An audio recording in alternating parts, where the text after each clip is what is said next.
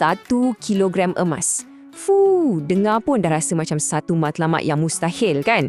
Untuk kebanyakan kita, ia rasa macam alah tu untuk orang kaya-kaya je. Tapi, macam mana kalau saya cakap, jalan tak sampai ke 1 kilo tu sebenarnya bermula dengan satu langkah yang jauh lebih kecil daripada yang kita bayangkan. Pernah tak rasa macam ni? Kita tengah syok scroll telefon, tengok harga emas, lepas tu dalam hati terus fikir, alamak, duit pun cukup-cukup makan je. Macam mana nak mula melabur ni? Percayalah, perasaan risau macam ni normal sangat. Kita selalu rasa macam kena tunggu masa yang betul-betul sesuai, masa yang kita ada duit lebih berkepuk-kepuk baru nak mula. Tapi itulah persoalannya. Soalan ni penting sebab ia cabar cara kita fikir.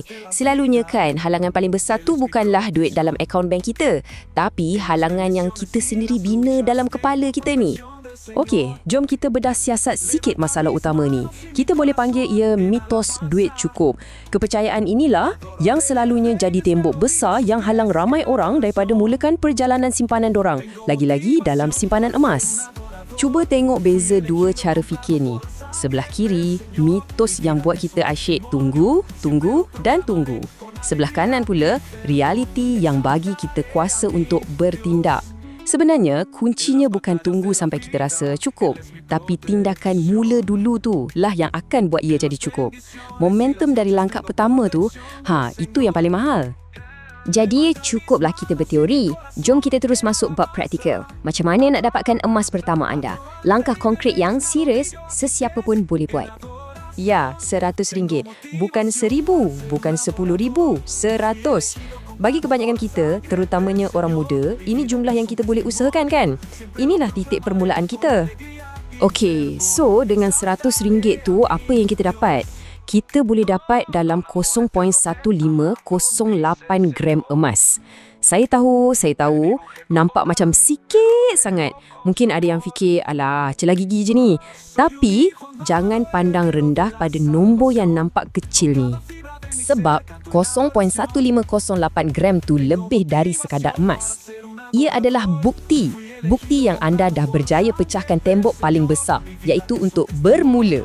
Ini satu kemenangan psikologi tau. Detik ni anda dah sah jadi seorang penyimpan emas dan perasaan tu memang tak ternilai. Baik, lepas dah rasa kemenangan langkah pertama tu, apa seterusnya? Lepas ni kita kena bina momentum. Jom kita tengok macam mana tindakan-tindakan kecil yang kita buat secara berterusan boleh bawa kita ke satu matlamat yang sangat-sangat besar. Tengok perjalanan ni. Kita mula. Lepas tu, kita target untuk cukupkan 1 gram. Dah capai, kita aim 5 gram pula. Lepas tu naik ke 10, 20 dan seterusnya. Satu-satu anak tangga. Nampak tak? Matlamat 1 kilo yang nampak macam gunung Everest tu, kita dah pecah-pecahkan jadi bukit-bukit kecil yang lebih senang nak daki. Terus rasa kurang menakutkan dan lebih realistik.